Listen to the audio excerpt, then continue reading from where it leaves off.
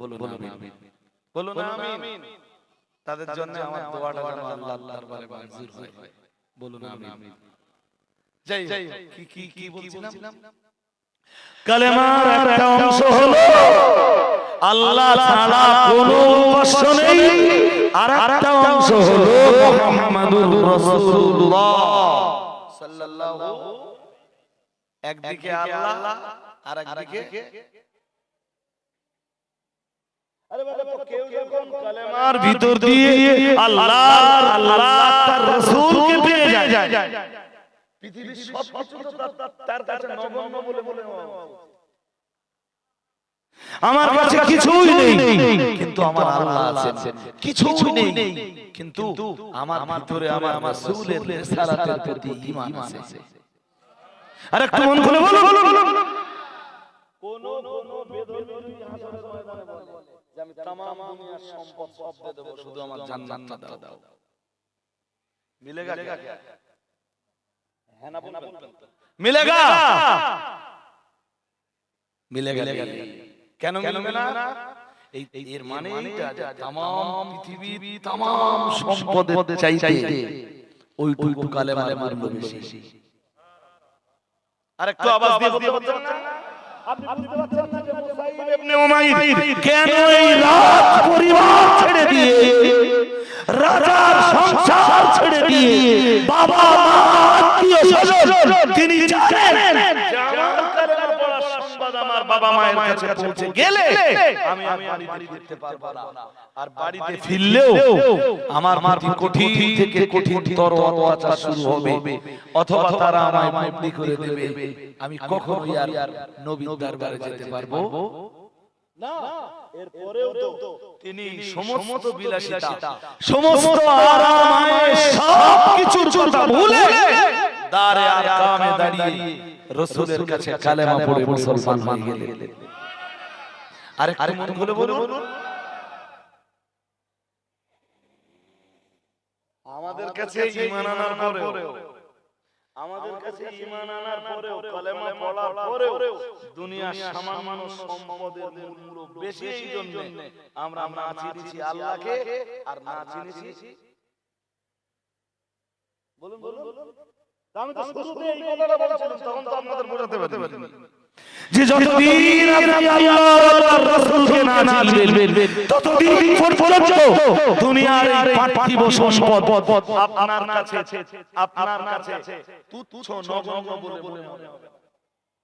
যেদিন আপনি আল্লাহকে চিনবেন, রাসূলকে চিনবেন, সেদিন দুনিয়ার এই সময় সম্পদ तमाम আকাশের নিচে तमाम সম্পদ সবকিছু তুচ্ছ আর নগণ্য বলে মনে হবে। নাম শুনেছেন ভাই সাহেব সোহেব রুমি? হ্যাঁ না, আমি আরেকজন সাহাবীর নাম বলছি, রাসূলের ওই সাহাবীর নাম হযরত সোহাইব রুমি। সোহাইব, বলুন সোহাইব রুমি। আরেকটু বললে কি বলবো জানেন? সোহাইব ইবনে সিনান আর রুমি। পাচ্ছেন নাকি এখনো? যদি ঘুম পায় তো সালাম পড়ে শেষ করে দেই। প্রিয় নবী মুহাম্মদ রাসূলুল্লাহ সাল্লাল্লাহু আলাইহি ওয়াসাল্লাম কোন এক কঠিন পর্যায়ে যখন সাহাবা কেরামদেরকে রাসূলের বয়স তখন 52 কিংবা 53 বছরের গায়ে, অথবা রাসূলের বয়স 53 বছর, আল্লাহ পাকের নবী সাহাবীদের উপরে যখন কঠিন অত্যাচার চলছিল, 50 বছর বয়সে চাচা আবু তালেব বিদায় নিয়েছেন, ওদিকে আল্লাহ পাকের নবীকে ঘরের ভিতরে যে রমণী সবচেয়ে বেশি সেজদা দিয়েছেন, যে জননী সবচেয়ে বেশি সেজদা রাসূলুল্লাহকে দিয়েছেন, প্রিয় নবী মুহাম্মদুর রাসূলুল্লাহ সাল্লাল্লাহু আলাইহি ওয়াসাল্লাম বিবি আম্মা জান খাদিজাতুল কুবরা রাদিয়াল্লাহু তাআলা আনহা, তিনিও যখন 50 বছরে বিদায় নিলেন, ও মাদিনা বাইরা, ওই এক বছরে একদিকে আম্মা জান খাদিজাতুল কুবরা বিদায় নিলেন, তিনি যখন ঘরের ভিতর থেকে রাসূলুল্লাহকে, আল্লাহ পাকের নবীকে যাওয়ার নাই সাহায্য করতে ঠিক তাই বছর প্রিয় নবী মুহাম্মদুর রাসূলুল্লাহ সাল্লাল্লাহু আলাইহি ওয়াসাল্লাম চাচা আবু তালেব তিনিও তো বাইরে দাঁড়িয়ে মুহাম্মদুর রাসূলুল্লাহ সাল্লাল্লাহু আলাইহি ওয়াসাল্লামকে মানে সাহায্য করে গেছেন तमाम জীবন ধরে দীর্ঘ 42টা বছর ধরে আমার নবী तमाम দায়িত্ব তিনি পালন করেছেন একে ঘরের ভিতরে যেমন রাসূলুল্লাহকে সাহায্য করেছেন মা খাদিজা রাদিয়াল্লাহু তাআলা আনহা ঠিক তাই বছর প্রিয় নবী মুহাম্মদুর রাসূলুল্লাহ সাল্লাল্লাহু আলাইহি ওয়াসাল্লামকে আন্তরিকভাবে तमाम জীবন ধরে বাইরের জায়গাতে দাঁড়িয়ে সাহায্য করেছেন চাচা আবু তালেব আরেকটু মন খুলে বলো এই দুইজন মানুষ যখন বিদায় নিলেন একজন নারী আর একজন পুরুষ যদি মা খাদিজার আলোচনা করা হয় আপনারা মুগ্ধ হবেন আমিও মুগ্ধ হব আমিও কেঁদে ফেলবো আপনারাও কেঁদে ফেলবেন যদি চাচা আবু তালেবের কথা আলোচনা করা হয় কিভাবে তারা রাসূলুল্লাহকে চাচা আবু তালেব কিভাবে রাসূলুল্লাহকে সাহায্য করেছে আমিও মুগ্ধ হব আপনারাও মুগ্ধ হবেন মাঝে মাঝে আমার মনে হয় যে নবীর জীবনের বা রাসূলের জীবনের হিস্ট্রি বা রাসূলের লাইফ হিস্ট্রি পড়তে কখন যে চোখের কোণায় পানি জমে যায় বুঝতেই পারি না একদম শেষ লগ্নে এসে চাচা আবু তালেবের ইন্তেকালের আর কিছুদিন ইন্তেকালের নয় চাচা আবু তালেব সহ রাসূলুল্লাহ আর বনি হাশিম বনি আব্দুল মুত্তালিব গোত্রের সবাই বয়কট হওয়ার আগে ওরা রাসূলের চাচার কাছে এসে চাচা আবু তালেবের কাছে একটা প্রস্তাব দেয় প্রস্তাবটা কি ছিল জানেন প্রস্তাবটা ছিল ওলীদ বিন মুগীরা মক্কার এক বিরাট বড় নেতা এবং হেভি পয়সা নাম কি বলেন আরে বলতে হবে তা তো ভুলে যাবেন ওলীদ বিন মুগীরা ওলীদ ইবনে মুগীরা যেমন বিবিত বৈভবের অধিকারী তমন আসলে মুশরিক তো কি করে বলি যে বিরাট চালাক যেটা হবে সেটা শিরকের জায়গা ছেড়ে কালেমা পড়ে মুসলমান হয়ে যাবে হিসাব তো তাই বট তো কালেমা পড়ে চালাক তবে একেবারে 14 15 দেখবেন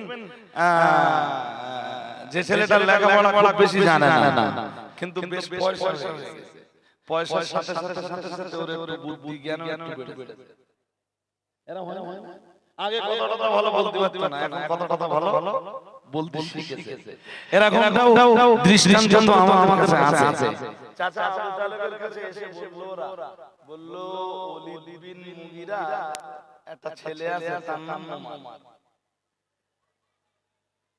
ওয়াজ কি শুনছেন না এখনো ঘুমাচ্ছেন হ্যাঁ না বলতে আমি শেষ করছি ভাই এই বেগার বকার পক্ষপাতী আমি না ওলীদ বিন মুগীরার ছেলের নাম ছিল ওমর রাসূলের সাহাবী ওমরের কথা বলছেন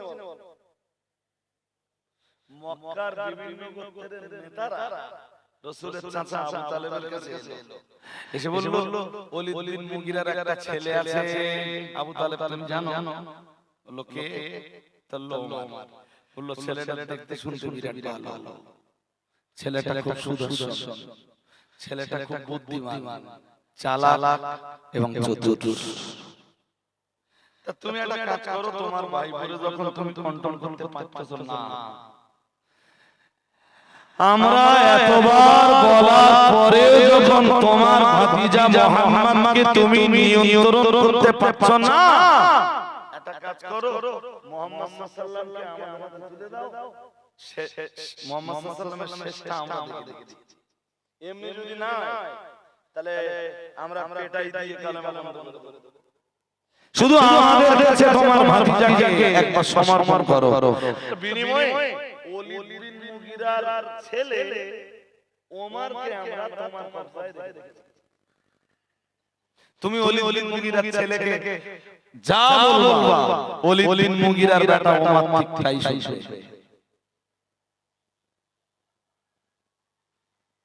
চাচা আবু তালেব সেদিন খুব ছোট কথাই বলেছিলেন কি করে ভাবলে তোমরা আমি লোকের ছেলে লালন পালন করব আর নিজের ভাতিজাকে জুলুম অত্যাচারের জন্য আমি অন্যের হাতে তুলে দেব। আবু তালেবকে দেখে কি মনে হয় আবু তালেব একটা বোকা? সুবহানাল্লাহ। আরে মন খুলে বলুন, তোমরা আমার ভাতিজা মুহাম্মাদের গায়ে রক্ত ঝরাবে, আমি আমার ভাতিজা মুহাম্মাদকে তোমাদের হাতে তুলে দেব। তোমরা আমার ভাতিজা মুহাম্মাদের প্রতি জুলুম অত্যাচার করবে আর আমি তোমাদের সন্তানকে খাইয়ে পরিয়ে লালন পালন করব। এটা কি করে হতে পারে বলো? যাও তোমরা চলে যাও, আমার ভাতিজা মুহাম্মাদকে আমি কোনো কিছুর বিনিময়ে তোমাদের হাতে তুলে দেব না।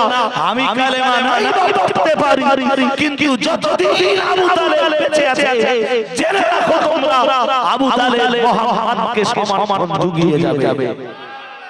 আরেকটু মন খুলে বলেন, ওই চাচা আবু তালেব 3 বছর ধরে রাসূলের সঙ্গে বয়কট করে। এইটা তো বয়কটের সূচনা। এই যে কথাটা বলছি এইটা ছিল বয়কটের একদম কি এরপরে তো বয়কট হবে। বয়কট কেন হবে? ছোট্ট একটুখানি শুধু ধারণাটা দিয়ে রাখি আপনাদের। এই ঘটনার পরে চাচা আবু তালেব বুঝলো ওদেরকে আজ যেভাবে হাঁকিয়ে দিয়েছি ওরা কোনো না কোনো অ্যাকশন আমার বিরুদ্ধে নেওয়ার চেষ্টা করবে। এবার একটু মনে রাখুন, রাসূলের আব্বার নাম আব্দুল্লাহ, হযরত আব্দুল্লাহর আব্বার নাম আব্দুল মুত্তালিব, আব্দুল মুত্তালিবের আব্বার নাম হাশিম, শুধু হাশিম, হাশিম, হাশিমের আব্বার নাম আব্দে মান্নাফ।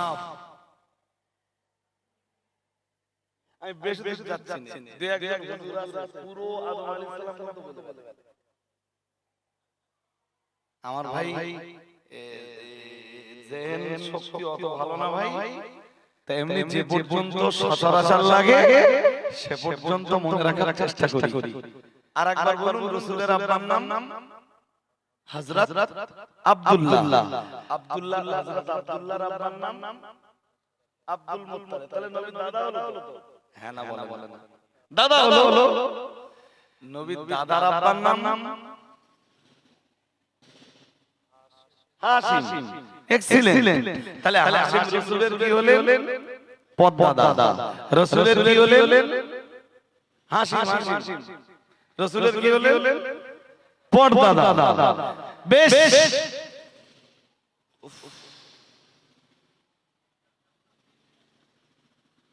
আমি বললাম যে দোকানদারগুলো একটু ওয়েট করুন, একেবারে খিচুড়ি খেয়ে বাড়ি যাবে। সবে কোনো রকমে আপনাদের একটু লাইন নিয়ে নিয়েছি আমি। ছাড়ো আর একবার বলবো ভালো হয়। তো আব্দুল মুত্তালিব পর্যন্ত তো বুঝেছেন রাসূলের দাদা, তাহলে রাসূলের পদ্দাদা হাশিম, পদ্দাদার আব্বার নাম আব্দে মান্নাফ। চাচা আবু তালেব যখন বুঝলেন, খুব মন দিয়ে চাচা আবু তালেব যখন বুঝলেন যে আজকে ওদের যে হাঁকা হেঁকে দিয়েছি, যেভাবে ওদেরকে আমার দরবার থেকে তাড়িয়ে দিয়েছি, ওরা আমার বিরুদ্ধে একটা অ্যাকশন নিতে পারে, আর আমার বিরুদ্ধে অ্যাকশন না নিলেও খুব ভয় হয় আমার ভাতিজা মুহাম্মদ সাল্লাল্লাহু আলাইহি ওয়াসাল্লামের বিরুদ্ধে কোনো অ্যাকশন নেবে না। এই ঘটনার পরে চাচা আবু তালেব দুটো গোত্রকে ডাকলেন। দুটো গোত্রের যত পুরুষ ছিল সবাই ডাকলেন।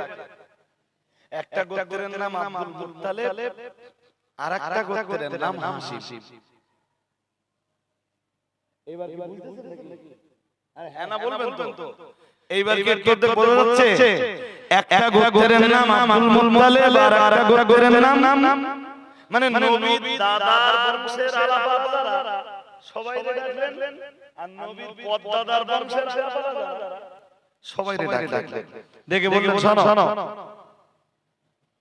মুহাম্মদ, সবাই বলুন সাল্লাল্লাহু আলাইহি ওয়াসাল্লাম। নবীর নামটা শুনলে এটা পড়বেন। চাচা আবু তালেব বললেন শোনো মুহাম্মদ সাল্লাল্লাহু আলাইহি ওয়াসাল্লাম তার ধর্ম আর আমাদের ধর্ম একই না একটু আলাদা? এইটা নিয়ে ডিসকাস করার জন্য আমি তোমাদের ডাকি। তোমরা কি কালেমা পড়েছো? কে কালেমা পড়ুনি? এইটা নিয়ে আলোচনা করার জন্য আমি ডাকি। কে তোমরা মুসলমান হয়েছো? কে হওনি? এতেও আমার কিছু এসে যায় না। মুহাম্মাদের প্রচারিত ধর্ম আর তোমাদের পূর্বপুরুষদের ধর্ম আলাদা হতেই পারে। কিন্তু তোমরা কি এইটা ভুলে গেছো?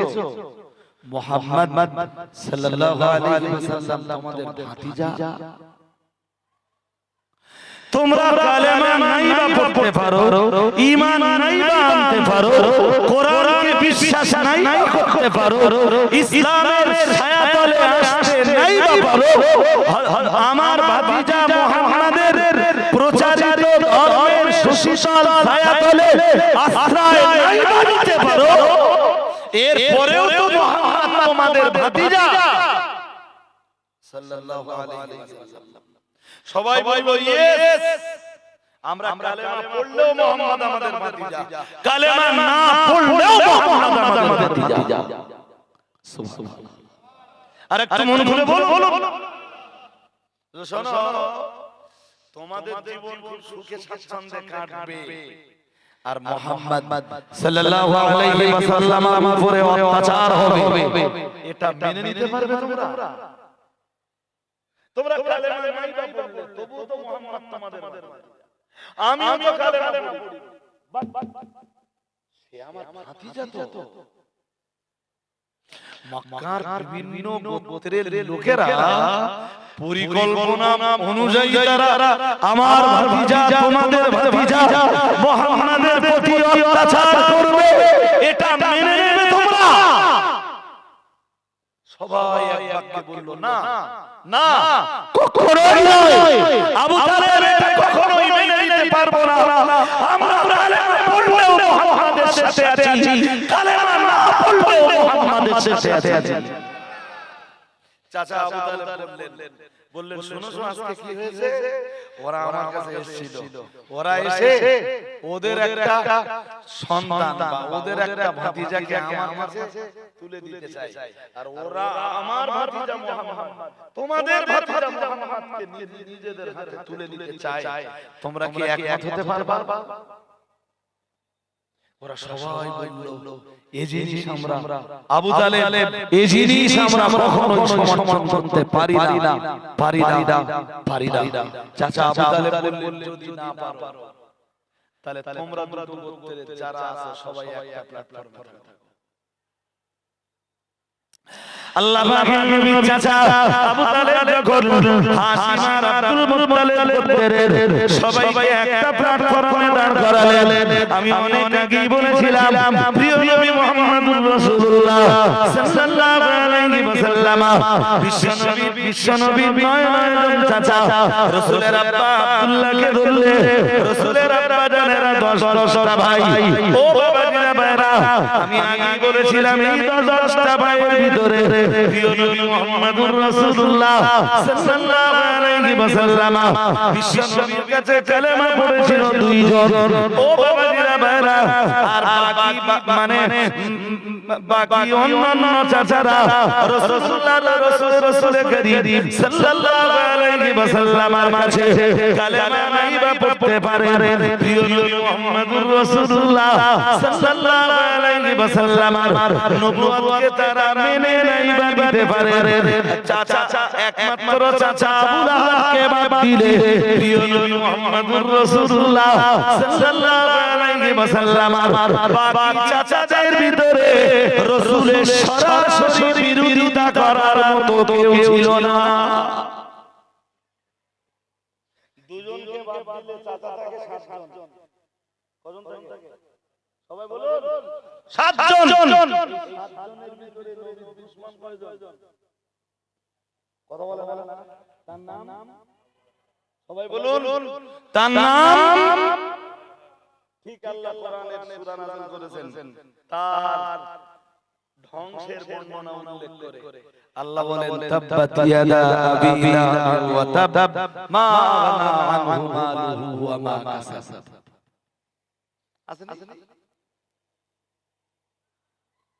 বাকি চাচারা কালেমা পড়ি, বাকি যে চাচারা আছে তারা কালেমা 6 জন চাচা আরো 6 জন চাচা কালেমা পড়িনি, তবে প্রকাশ্যভাবে রাসূলের শত্রুতাও বলুন আপনি ঘুরিয়ে বলতে পারেন হুজুর চাচা আব্বাস বদরের ময়দানে যুদ্ধ করতে গিয়েছিল। এখানে কথা বললে অনেক কথা হয়। হ্যাঁ কি আমি চাচা আব্বাসের যাবার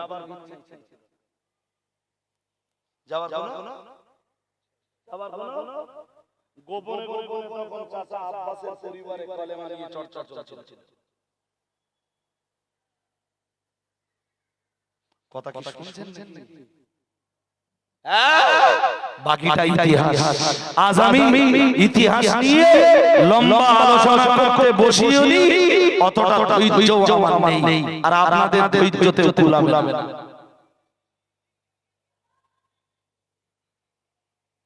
জি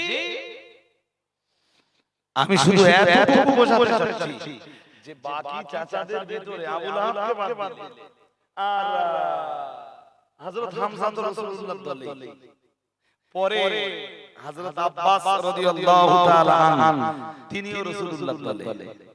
সুবহানাল্লাহ। আরেকটু মন খুলে বলুন, বাট আবু লাহাবকে বাদ দিলে বাকি চাচাদের কেউ শত্রুতা হয়তো করেছে, বাট প্রকাশ্য ময়দানে নেমে কেউ দুশমনি অথবা শত্রুতা তখন করেছে যখন বড় কিন্তু একজন মানুষ রাসূলের তামাম জীবন রাসূলের পাশে দাঁড়িয়ে সাপোর্ট করেছে, তিনি রাসূলের প্রিয় চাচা হযরত আবু তালেব। আর তুমি বলেন না ঠিক 50 বছরে রাসূলের চাচা আবু তালেব একই বছরে মা খাদিজাও যখন বিদায় নিলেন, ওই বছরটা ছিল রাসূলের জন্য খুব দুঃখের বছর, ভীষণ কষ্টের একটা বছর। একদিকে চাচা আবু তালেব নেই, আর একদিকে রাসূলের স্ত্রী আম্মা খাদিজাতুল কুবরা নেই। হাজিরিনে মজলিস শুনে রাখুন, প্রিয় নবী মুহাম্মদুর রাসূলুল্লাহ সাল্লাল্লাহু আলাইহি ওয়াসাল্লাম আমার আল্লাহর নবীর চাচা, আমার আল্লাহর হাবিবের চাচা আবু তালেব, হাশিম আর আব্দুল মুত্তালিব গোত্রের সব মানুষকে যখন একটা প্ল্যাটফর্মে দাঁড় করিয়ে দিলেন, তোমরা কালেমা পড়তে পারো কিংবা নাইবা পারো, ওটা তো তোমাদের ব্যক্তিগত ব্যাপার, কে তোমাদের ভিতরে ঈমান এনেছো, কে তোমাদের ভিতরে ঈমান আনোনি, ওটা আমি একবারও দেখতে যাব না। কিন্তু আমার ভাতিজা মুহাম্মদ সাল্লাল্লাহু আলাইহি ওয়াসাল্লাম তিনিও তো তোমাদেরও ভাতিজা, তোমাদের ভাতিজার উপরে অত্যাচার হবে এটা তো তোমাদের পক্ষে কখনোই মেনে নেওয়া উচিত নয়। ওরা সবাই যখন বলল না না না না, আমাদের ভাতিজা মুহাম্মদ সাল্লাল্লাহু আলাইহি ওয়াসাল্লামের প্রতি জুলুম অত্যাচার আমরা কখনোই মেনে নিতে পারবো না।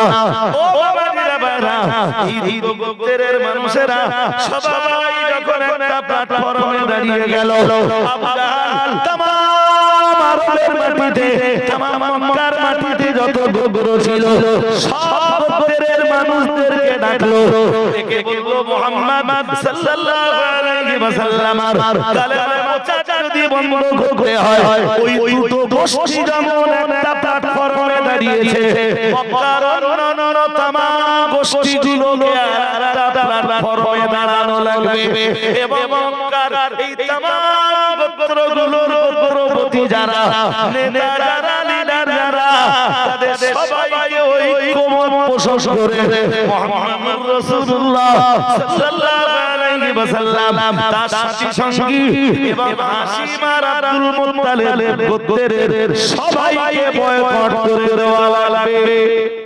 বলুন না আর একটু জোর করে বলেন, আমি কথা কি বলছেন খেয়াল করবেন তো। কি বললো মনে আছে? বলল মুহাম্মদ সাল্লাল্লাহু আলাইহি ওয়াসাল্লাম তার সাথী সঙ্গীরা, তার মানে মুসলমান, তার সমর্থকরা, সেই সাথে হাশিম বংশ আর আব্দুল মুত্তালিব বংশের যারা আছে সবাইকে বয়কট করে। ওরা দুই গোত্র যেমন একটা প্ল্যাটফর্মে, আমরা সব গোত্র তেমন। ব্যাস ব্যাস বৈঠকটা ডাকা হলো, খায়ফে মানি কিনা নাই।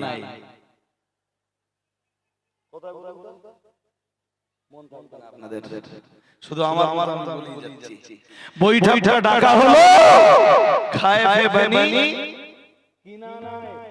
ওই বৈঠকে বয়কটনামা লেখা হলো। বয়কটনামা যে লিখলো তার নাম ছিল বাগিজ ইবনে আমির ইবনে হিশাম। ভাই সাহেব মনে থাকবে নাকি? থাকবে না, আমি আর রস করব না কেউ। খুব বাহ, বয়কটের আওয়াজ এমনি বিরাট শোনা না। ওই যে আমাদের আব্দুল মুহিত সাহেব ভালোই রস করছিলেন আলহামদুলিল্লাহ। তিনি অসহায় ছিলেন না, কি অসহায় ছিলেন? আবিসিনিয়ার মুসলমানদের হিজরত, সচরাচর না আবিসিনিয়ার হিজরতে ফুল হিস্ট্রি নিয়ে আমি কোনদিন আলোচনা করি। আর ওই আলোচনা করার জন্য শর্ট একটা বই পড়তে হবে, নইলে ওই নাম ধাম সব থাকবে না। বয়কটনামা যে ছেলেটা লিখেছিল তার নাম বাগিজ ইবনে আমির ইবনে হিশাম।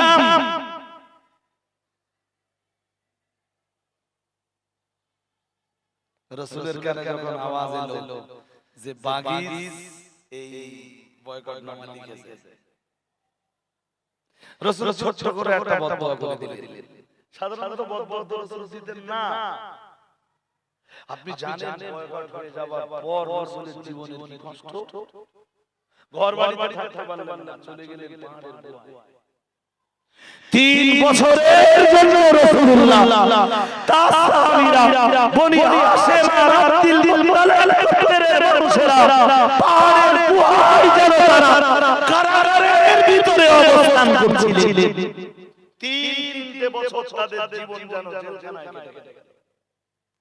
বাইরে তো মারতে পারত না, শুধু 4টে মাস ছিল হারাম মাস। কটা মাস? সবাই একটু কথা বলুন। হারাম মাস মানে পবিত্র মাস। ওই মাসগুলোতে রক্তপাত করা যায় না, মারামারি কাটাকাটি করা যায় না, খুন দাঙ্গা হত্যা জখম এগুলো চলে না। এটা মক্কার মুশরিকরাও বিশ্বাস করত। মুসলমানরা ওই হারাম 4টে মাস একটু বাইরে বার হতো। বনি হাশিম আর আব্দুল মুত্তালিব গোত্রের লোকেরা এদের অত্যাচারের ভয়ে ওই 4 মাস ছাড়া বাকি 8 মাসের অন্য সময় তারা বার হতে পারত। বলুন এই দুটো গোত্রের লোকের উপরে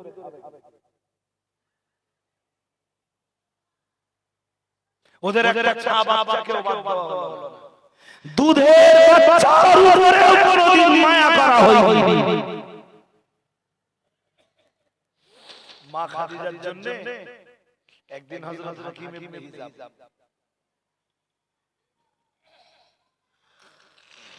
মা খাদিজার ভাইয়ের ছেলে, শুনছেন নাকি? হ্যাঁ না বলুন তো, শুনছেন না ঘুমাচ্ছেন? হাকিম ইবনে হিজাম বাড়ি থেকে খাবার তৈরি করে নিয়ে ফুম্মার জন্য দিতে যাচ্ছেন। ফুম্মাকে মা খাদিজার ভাইয়ের ছেলে হাকিম ইবনে হিজাম, মা খাদিজার কি হয়? ফৌমা না তা ফৌমার মধ্যে একটু দয়া মায়া তো থাকবে।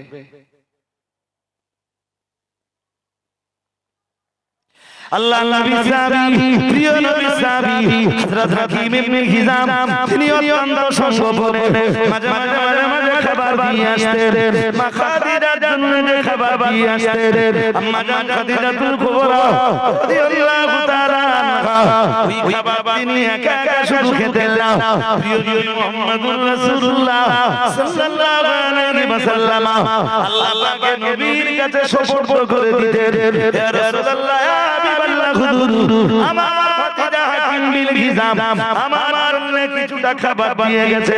ইয়া রাসূলুল্লাহ ইয়া হাবিবাল্লাহ মুসলমানদের এই সংকীর্ণ পরিস্থিতিতে, মুসলমানদের এই করুণ পরিস্থিতিতে বনি হাশিম আর আব্দুল মুত্তালিব গোত্রের মানুষদের জীবনের এই কঠিন পিরিয়ডে না না না না আমি খাদিজা এই খাবার একা একা খেতে পারি না। ইয়া রাসূলুল্লাহ ইয়া হাবিবাল্লাহ আপনার জীবনে এই কঠিন সময়ে আমি খাদিজা আমার ভাতিজা আমার জন্য খাবার দিয়ে যাবে, আর আমি আপনাকে না দিয়ে আপনার কাছে ওই খাবার অর্পণ না করে হুজুর ওই খাবার আমি একা একা খেয়ে নিব। না না না না না এটা খাদিজা আমার পক্ষে কখনোই সম্ভব নয়। ইয়া রাসূলুল্লাহ ইয়া হাবিবাল্লাহ আমার ভাতিজা হাকিম ইবনে হিজাম আমার জন্য যে খাবারগুলো নিয়ে গেছে, হুজুর এই খাবারগুলো আমি আপনার কাছে অর্পণ করছি। যেভাবে বন্টন করলে হয় আপনি সকলের মাঝে এই খাবারগুলোকে বন্টন করে দিন। এমনি বলছিলাম না, হাকিম ইবনে হিজাম খাবার দিয়ে যেতে চুরি করে কেউ জানতে পারে না। এমন এমন এমন এমন সহায়তা দিয়ে শিয়া আবি তালেবের ভিতরে আছে কেউ কেউ দেখতে না পায়। খাদিজার কাছে খাবারটা দিয়ে এমনি চলে যেতে, কোন রকমে বাইরে চলে গেলে আর কেউ বুঝতে পারবে না হাকিম বিন হিজাম খাবার দিয়েছে। হাকিম বিন হিজামের লাইফ হিসাব করে আমি আজ হাকিম বিন হিজামের লাইফ হিস্ট্রি আলোচনা করতে বসেছি। মা খাদিজা বলতেন হুজুর আমি একা খাবো, আমার নবীর পেটে খাবার থাকবে না, আমার নবী ক্ষুধার্ত থাকবে না, আমার নবীর সাহাবীদের পেটে খাবার থাকবে না, আমার নবীর সঙ্গে যারা বয়কট হয়েছে, আমার নবীর কারণে যারা বয়কট হয়েছে তাদের পেটে খাবার থাকবে না। আমি খাদিজা সব খাবার খেয়ে নেব, এটা খাদিজার পক্ষে কখনো সম্ভব নয়। খাবারগুলো যারা যারা বয়কট আছে হুজুর তাদের মাঝখানে আপনি বন্টন করে দেন। সুবহানাল্লাহ, আর একটু আওয়াজ দিয়ে বলুন না। মাঝে মাঝে মাঝে মাঝে এমন কঠিন পরিস্থিতি তৈরি হলো, মুসলমানদের খাবার মতো কিছুই থাকতো না। ও বাবাজিরা ভাইরা মনে রাখুন, কখনো মুসলমানেরা তথা যাদেরকে বয়কট করে দেওয়া হয়েছিল বনি হাশিম আর আব্দুল মুত্তালিব গোত্রের মানুষেরা, ওই সঙ্গে মুসলমানরা কখনো ঘাস চিবিয়ে চিবিয়ে খেয়েছেন, কখনো গাছের পাতা চিবিয়ে চিবিয়ে খেয়েছেন। যে কোনো মূল্যেই হোক ক্ষুধা যন্ত্রণা না নিবারণ করা লাগে। কখনো পশুর চামড়া পেয়েছেন, পশুর চামড়াটা তারা আগুনে পুড়িয়ে খেয়েছে। ও বাবাজিরা ভাইরা, বড় বড় কষ্টের সঙ্গে বলতে হয়, শিয়া হাবিবালের পিছনে দাঁড়িয়ে দাঁড়িয়ে কখনো কখনো ক্ষুধার যন্ত্রণায় অস্থির হয়ে যাওয়া, ক্ষুধার যন্ত্রণায় কাতর হয়ে যাওয়া। বনি আব্দুল মুত্তালিব আর হাশিম গোত্রের মেয়ের কান্নার আওয়াজ শোনা যেত। কখনো কখনো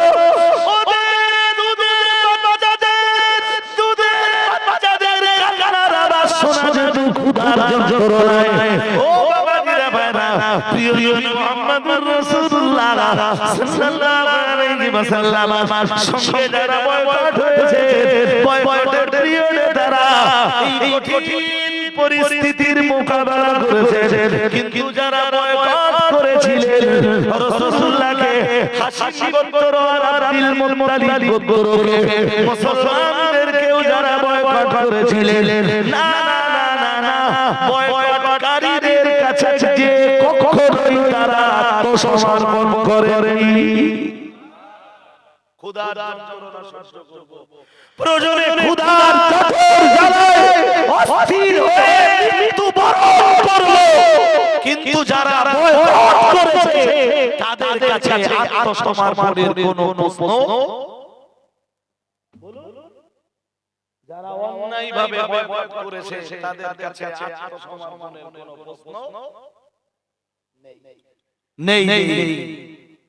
আজও পৃথিবীতে বয়কট হওয়া লোক আছে আর বয়কট করা লোক। আচ্ছা কোনটা ভালো ভালো বলেন, আপনাদের কোন জ্ঞান বুদ্ধি কোনটা বলে? বয়কট হওয়া ভালো না করা ভালো? আমি কোনো আওয়াজ পাচ্ছি না আপনাদের থেকে। বয়কট বয়কট আলহামদুলিল্লাহ আলহামদুলিল্লাহ, আল্লাহ শুকরিয়া জ্ঞাপন করে বলছি আমরা ওই দলে আছি। কোন দলে? বয়কট করার দলে। বয়কট শুকরিয়া জ্ঞাপন করছি। হাজির মজলিস, হাকিম বিন হিজাম একবার খাবার টাইম অনেক হয়ে গেল। কত কত কত একটা, এটা তো অনেক কষ্ট করে ফেলেছি, আজকে আর দরকার নেই। শেষ শেষ বেলায় একটু কথা বলি, অসুবিধা হবে নাকি? একটুখানি বেশি বেশি। তো হাকিম বিন হিজাম একবার খাবার নিয়ে যাচ্ছেন মা খাদিজার জন্য, হালকা একটু আমার ব্যস্ততাও রয়েছে ভাই, ব্যস্ততা মানে অন্য কিছু না। এই সামনে খাদিজার একটা সব সময় যেন একটা চাপ কাজ করছে, যেখানে একটা চাপ যেন সব সময় কাজ করছে। 1500 কাজ খাদিজার রিসালাত হবে, সবাইকে দাওয়াত দিচ্ছি, মেহেরবানি করে যাবেন, বলুন ইনশাআল্লাহ। একটু আওয়াজ তুলে বলো না ইনশাআল্লাহ। আলহামদুলিল্লাহ, আপনারা যাবেন, খুশি হব। আর আজকে দাওয়াত কবুল করেছেন তার জন্য খুব আনন্দিত। তো যেটা বলছিলাম, হাকিম বিন হিজাম খাবার নিয়ে আসছে, আবু জেহেল ধরেছে, কোথায় যাবে? তোর মাথায় খাবারের ঝাঁকা। হাকিম বিন হিজাম কিছু বলে না। এই বলবি তো, আবু জেহেল ধরা মানে তো মক্কার সবচেয়ে বড় নেতা, বলবি তো। হাকিম বিন হিজাম দুর্বল হয়ে গেছে, মিথ্যা কথা না বলে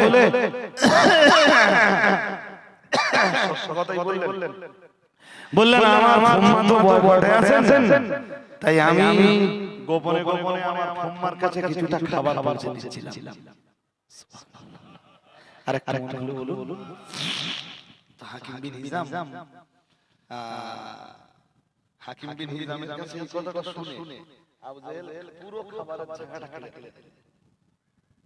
বলল খবরদার, কোন দিন যেন তুই এইভাবে বয়কট হওয়া লোকেদের জন্য খাবার বহন করে নিয়ে যাবি না। দূর থেকে দৃশ্যটা দেখতে ছিল আবুল বাখতারি, নাম শুনেছেন কি? না নতুন শুনতেছেন? দূর থেকে এই দৃশ্যটা ছিল আবুল, আমাদেরকে মন দেন আর কথা মন দিয়ে শুনুন, বুঝতে পারবেন। আবুল বাখতারি, আবুল, এটা হয়তো নতুন শুনতেছেন। আবুল বাখতারি মানে সেও এক মক্কার প্রভাবশালী, ছুটে এলো আবু জেহেল। কি হয়েছে? হাকিম বিন হিজাম বয়কট হওয়া লোকেদের জন্য খাবার নিয়ে যাচ্ছিল, আমি সেটা ধরে গিয়েছি। আবুল বাখতারি বলল হাকিম ইবনে হিজাম তার উম্মার জন্য খাবার নিয়ে যাবে, তুমি এখানে বাধা দেওয়ার কে?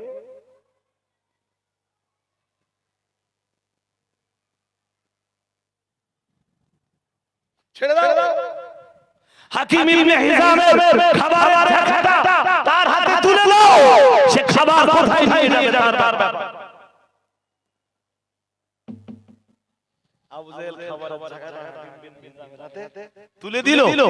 হাকিম ইবনে হিজাম খাবারটা নিয়ে রাসূল করিম সাল্লাল্লাহু আলাইহি ওয়াসাল্লাম বিবি আম্মা জান খাদিজাতুল কুবরা রাদিয়াল্লাহু তাআলা আনহার কাছে পৌঁছে দিলেন। আরেকটা মনে করে বলুন, সেই পিরিয়ডে যারা রাসূলের প্রতি মানে ঈমানদার না, এরপরও যারা একটু দয়া দেখাতো, তার ভিতরে আবু বকর ছিল। ওই বয়কটে যাওয়ার ব্যাপারে আবু বকর ব্যাপারে সুবহানাল্লাহ বলো। আরেকটু মন খুলে বলবেন তো। আমি লম্বা করে ভাই কথা শোনাতে গেলে অনেক সময় যাবে। তো ওই যে বাগিজ ইবনে আমির ইবনে হিশাম বয়কটনামা লিখেছিল, শুনছিলেন না? রাসূল ছোট করে একটু বদদোয়া করে দিলেন, বলেন আল্লাহ যে হাত দিয়ে ও বয়কটনামাটা লিখেছে, ওই হাতের শাস্তি দেওয়ার দায়িত্ব তোমার কুদরতি কবজায়। প্রিয় নবী মুহাম্মদুর রাসূলুল্লাহ সাল্লাল্লাহু আলাইহি ওয়াসাল্লাম হালকা করে একটু বদদোয়া করে দিলেন। ও বাবাজিরা ভাইরা, প্রিয় নবীর বদদোয়া আল্লাহর দরবারে মঞ্জুর হয়ে গেল। আমার নবীর বদদোয়া আল্লাহর দরবারে মঞ্জুর হয়ে গেল। আর আল্লাহ রাব্বুল আলামিন বাগিজ ইবনে আমির ইবনে হিশামের হাত আমার আল্লাহ একটা পিরিয়ডে পঙ্গু বানিয়ে দিলেন। বলুন নাউযুবিল্লাহ। আরো আওয়াজ দিয়ে বলেন, একটা সময় ওই বাগিজ ইবনে আমির ইবনে হিশামের হাত পুরো পুরো বদদোয়া কার? নবী বদদোয়া না মানলেও ওই পরিণতি হয়তো হতো, কারণ ওই হাত দিয়ে ও জুলুম করেছে মক্কার দুটো গোষ্ঠী আর মুসলমানদের সাথে। সবচেয়ে বড় কথা, ওই হাত দিয়ে 3 বছর ধরে জুলুম করেছে আমার রাসূলের প্রতি। সম্প্রতি আমার দিকে তাকান ভালো করে, সম্প্রতি আপনারা ফেসবুক যারা চালান, এই আসাদ নূর নামের এক গ্রেট বদমাইশ দেখেছেন? ফেসবুক যারা চালান এরা কোরআন শরীফের পৃষ্ঠা ছিঁড়ছে, ফেসবুকে দেখেন। আর কি বলেছে সেটা শুনেছেন? বলেছে এই বইটা ১৫০০ বছর আগে এক মুরুর টাকা। নাউযুবিল্লাহ বলুন। আরো আওয়াজ দিয়ে বলবেন তো। কি লিখেছে, কি বলতেছে? ১৫০০ বছর আগে এই বইটা লিখেছিল এক মুরুর ডাকাত। নাউযুবিল্লাহ। আরো আওয়াজ দিয়ে বলুন।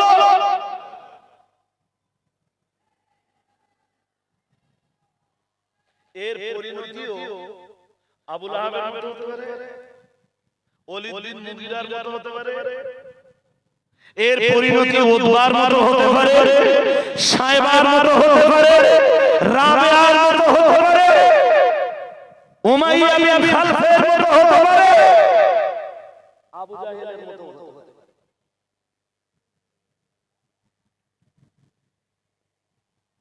আল্লাহ হয় তাকে হেদায়েত দান করুন, হেদায়েত দান করে আল্লাহ সবুজ দিয়ে তাকে হেদায়েত দান করুন, না হয় আল্লাহ তাকে ধ্বংস করে দিয়ে আবু জাহাল আবু লাহাব বা সাইবা রাবিয়ার কাছে পাঠিয়ে দেন। বলুন আমিন, বলুন আমিন।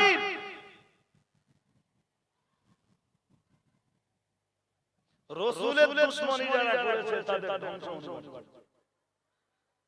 সন্দেহ আছে? আরে কথা বলো না কেন? সন্দেহ আছে? রাসূলুল্লাহকে পাগল বলল ওলীদ বিন মুগীরা। কে বলল? ওলীদ বিন মুগীরা।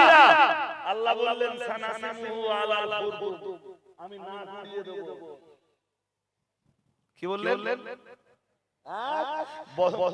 যুদ্ধের পরে সম্ভবত দেখা গেল ওলিদ মুগিরার নাম পুরো দিয়ে গেছে। আল্লাহ ওয়াদা পূরণ করেছেন না করেন? হ্যাঁ, হাজির মজলিস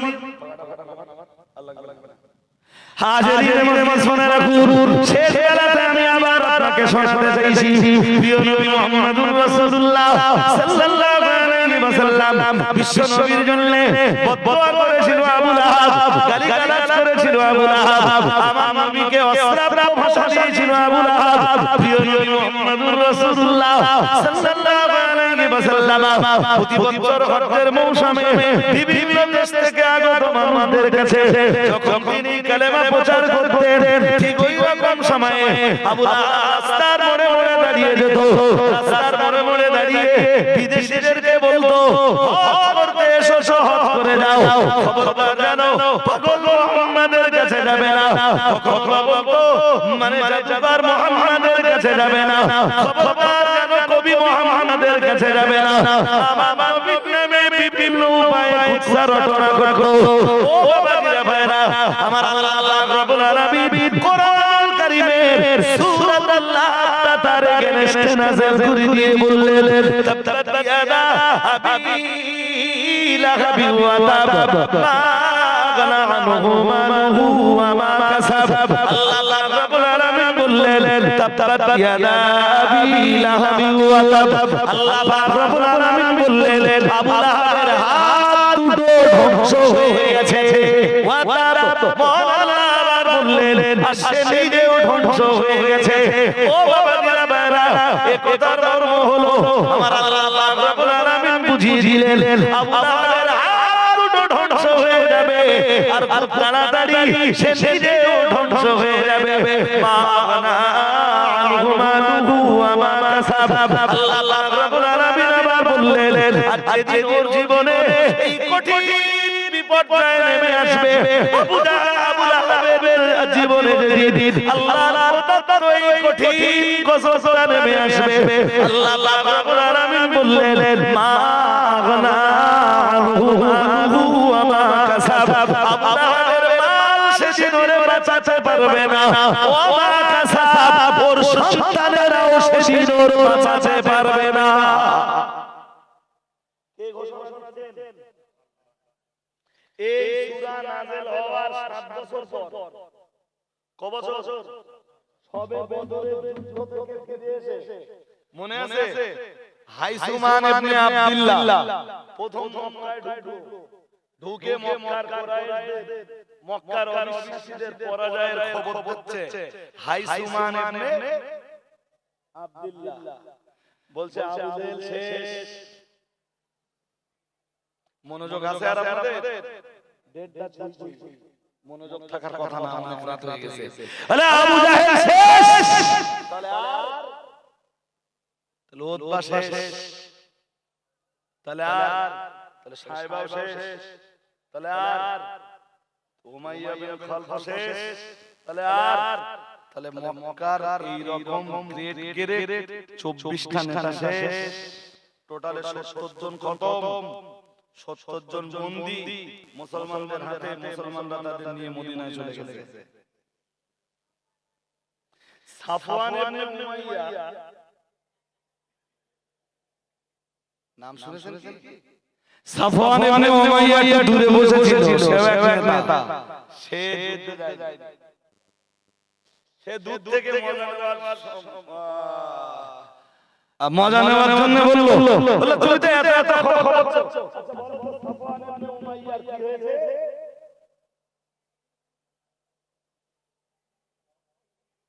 এই কথা শুনতে শুনতে আবু লাহাব বলে, বলো কি হয়েছে? তাহলে কি হয়েছে তো কি বলবো, কি হয়েছে তো আমি আর কি বলবো। মুসলমানরা বীর বিক্রম বেগে লড়াই করেছেন। জয়ের টুপি মুসলমানদের মাথায়, জয়ের টুপি মুহাম্মদ সাল্লাল্লাহু আলাইহি ওয়াসাল্লামের মাথায়। পরাজয় বরণ করেছে মক্কার কুরাইশরা। 24 জন নেতা শেষ। বলো কি? দেখতে আবু লাহাবের এক ভাতিজা, আমি নামটা স্মরণ করতে পারছি না, আবু লাহাবের নিজের এক ভাতিজা ফিরে এলো, বলে ভাতিজা কি হয়েছে যুদ্ধে? আবু লাহাব হাইসুমান ইবনে আব্দুল্লাহ যা বলেছে সে ব্যাপারে তোমার বক্তব্য? তো আবু লাহাবের ভাতিজা বলল, আমার বক্তব্য তাই, হাইসুমান ইবনে আব্দুল্লাহর বক্তব্য যা। মক্কার কুরাইশরা চরমভাবে পরাজিত হয়েছে। আবু জেহেল শেষ, উতবা সায়বা এরা শেষ, উমাইয়া বিন খালদ শেষ,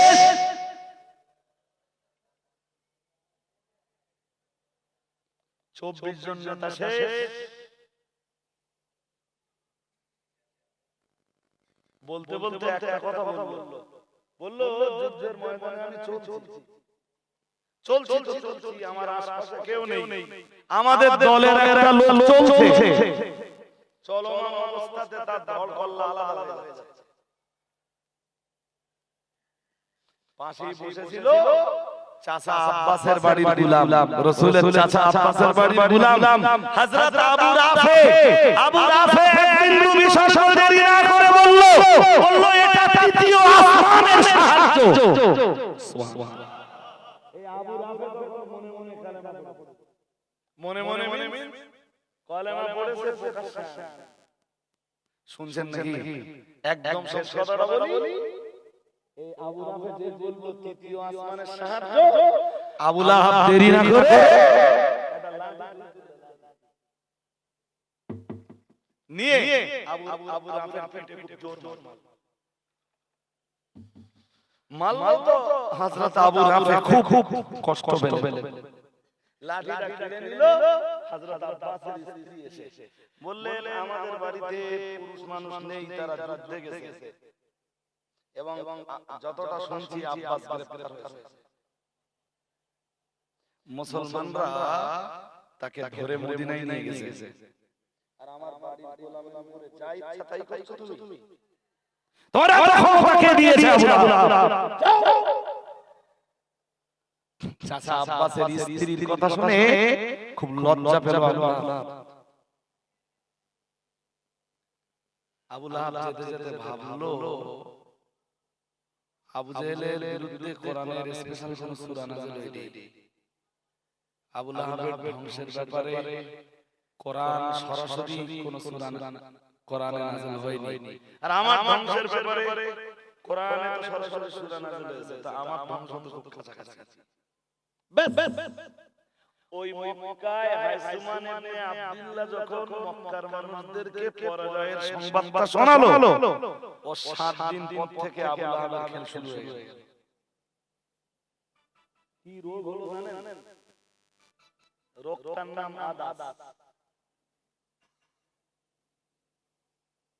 কি নাম শুনেছেন? রোগের নাম আদাস।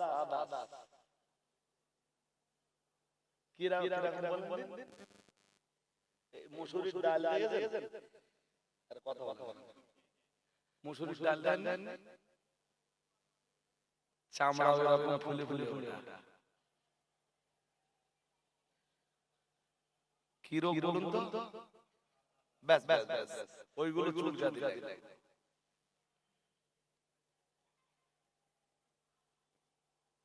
ঠসকা পড়া বলে। কি বলে আপনার ভাষায় কি বলে জানেন? কি বলে? ঠসকা পড়ে। বসন্ত থাকে না? আরে হ্যাঁ না, বলে বসন্ত বারলে মুসুরির ডাল মতো দেখে না? তারপরে ওর ভিতরে কি হয়? তারপর কি হয়? একটা টাইমে পুজ হয়। আর সেই গুড়ি বসন্ত না কি আছে মারাত্মক। ব্যাস আস্তে আস্তে ওতে পুজ হলো, গোটা দেহে ছড়িয়ে গেল, গোটা শরীরে ছড়িয়ে গেল। ওই যে আল্লাহ বলেছেন হাত দুটো ধ্বংস হবে, হাত দুটো পঙ্গু হয়ে গেল।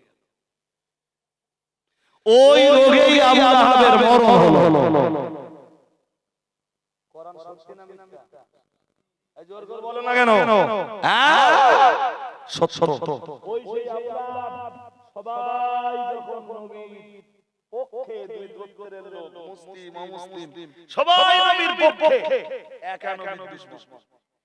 আবু জেহেলের দলে গেলে বলে তোমরা আমার ভাতিজার বয়কট করতেছো, ঠিক করতেছো, আমি তোমরা দলে আছি। আর একটু জোর করে বলবো না? জি জি হাজিরিনে মজলিস, আমার লম্বা করে ব্যাখ্যা করার সময় নেই ভাই সাহেব। এই বয়কট যখন শেষ হলো, যেই বয়কটের কথা শুনছিলেন, এই বয়কট শেষ হবার পরে মা খাদিজার চাচা আবু তালেবের ইন্তেকালের পরে রাসূলের জন্য আর ঠিক সময় নেই। ঘরেও রাসূলের সেল্টার দেওয়ার মতো কেউ নেই, বাইরেও রাসূলের সেল্টার দেওয়ার মতো কেউ নেই। রাসূল চলে গেলেন কোথায়? সেখানে এক রাত 10 দিন তয়েবে থাকলেন, ফিরবার সময় রক্তাক্ত নবী। জি, তবে আল্লাহ একটা জিনিস নবীরে পাইয়ে দিয়েছিলেন, সেটা হলো তয়েব থেকে ফেরার পথে নবী যখন নাখলাস্তানে দাঁড়িয়ে নামাজ পড়ছিলেন, ফজরের নামাজ, তখন নাসিবাইন অঞ্চলের একদল জিনেরাও আশেপাশে ছিল। রাসূলের কাছে তারা কোরআন শুনলো, কোরআন শুনে বলল ইন্না সামি'না কুরআনান আজাবা, আজ আমরা এক আশ্চর্য কোরআন শুনেছি। ওই একদল জিনের কলেমা পড়া, ওটা ছিল তয়েব থেকে ফিরে আসার পথে রাসূলের এক বড় বিরাট বড় পাওনা। আমি তো ইতিহাস বলতে বসিনি ভাই, ইতিহাস বললে অনেক কথাই বলতে হবে। একদম শেষ পর্যায়ে এসে শেষ কথাটা বলবো, আর সালামটা পড়ে নেই। ইয়া নবী সালাম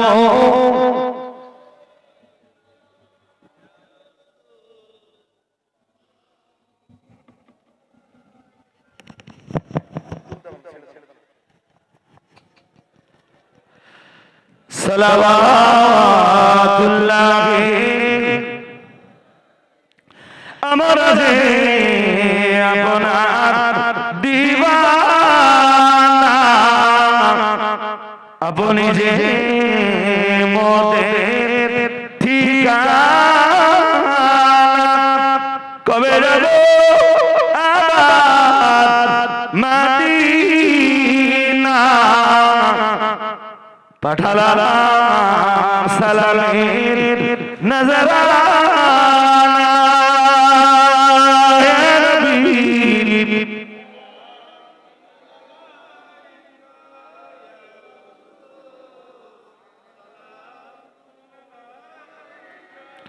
ইয়া হাবিবি সালাম আলাইকা,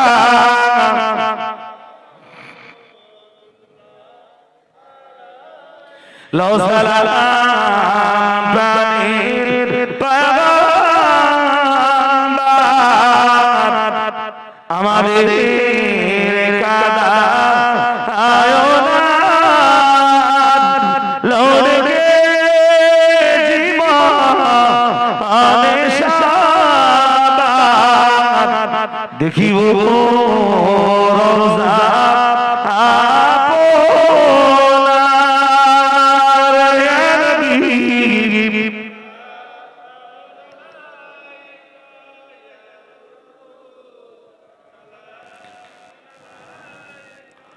يا حبيبي سلام عليك.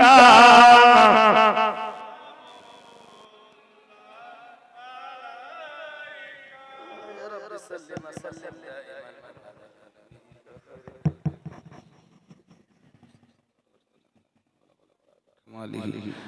كشف الدجى بجماله صلى الله عليه وسلم.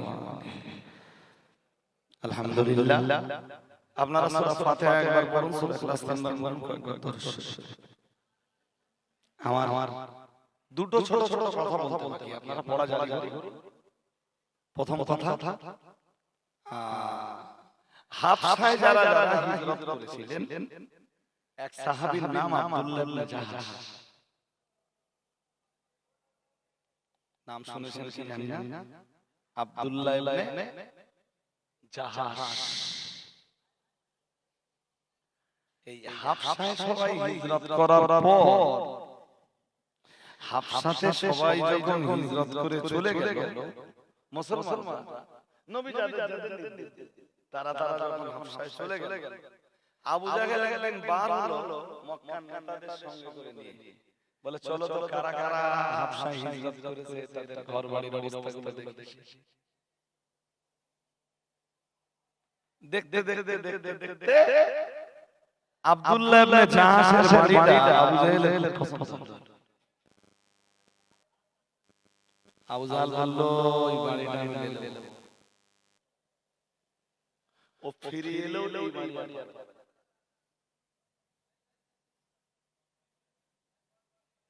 শুনছেন কি? এবার বলেন তো এই লোকের জমি, লোকের বাড়ি কেড়ে নেওয়া কাজটা আবু জাহেল হ্যাঁ না বলবেন তো? এখন নেই তো কিছু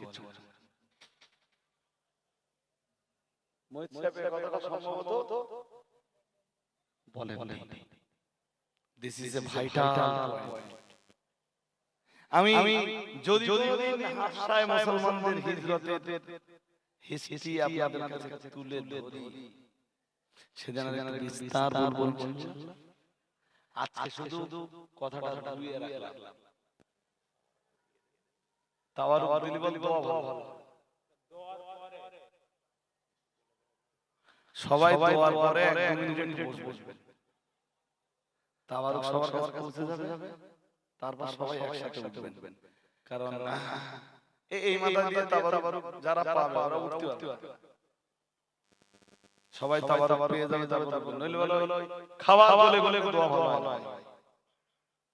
ভালো হবে জ্ঞান বুদ্ধি কি বলে হয় কি খিচুড়ি না বিধান? খিচুড়ির গন্ধ না গেলে দোয়া ভালো হয়? ছাড়ুন, আমি শেষ পর্যায়ে আব্দুল্লাহ ইবনে জাহাশ ফিরে যখন এলেন, রাসূলকে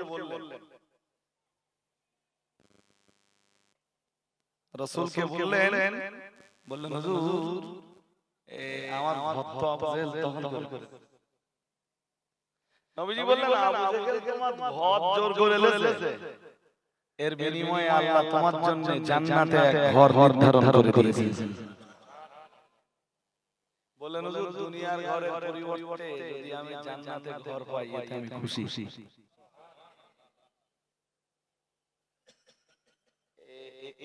এনারা খুশি কিসে হয়েছে জানেন? কেন হয়েছে জানেন? এজন্য যে তারা আল্লাহ রাসূলকে চিনেছে।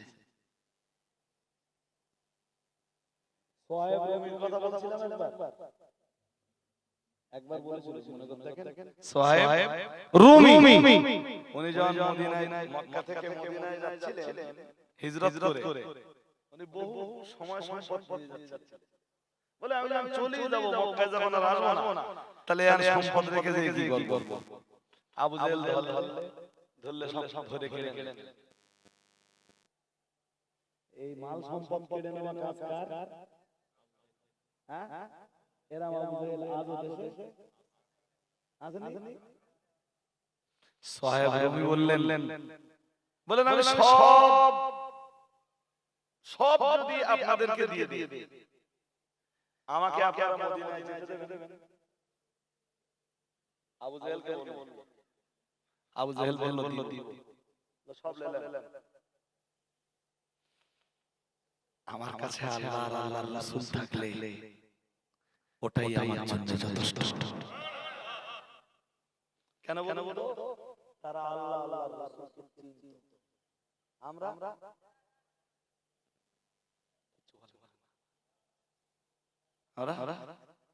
ঠিক মাল চিনি। মুসাইব ইবনে উমাইরের কথা বলছিলাম সব ছেড়ে দিয়েছে আল্লাহ আল্লাহর রাসূলের খুশি। সুবহানাল্লাহ। আরেকটু মন খুলে বলুন না, আমরা চিনি না, এটা আমাদের দুর্বলতা। আল্লাহ আমাদের চিন্তার তৌফিক নসিব করুন, বলুন আমিন। এই ছেলেরা বলুন আমিন। বেয়াদবি ক্ষমা করুন। আর দোয়া হবে এখনি, দোয়ার পরে তারপরে দোয়া হবে। দোয়াও খুব লম্বা সময় নেব না, তবে সব কথাগুলো চেষ্টা করব ছোট্ট টাইমের ভিতরে বলে ফেলা।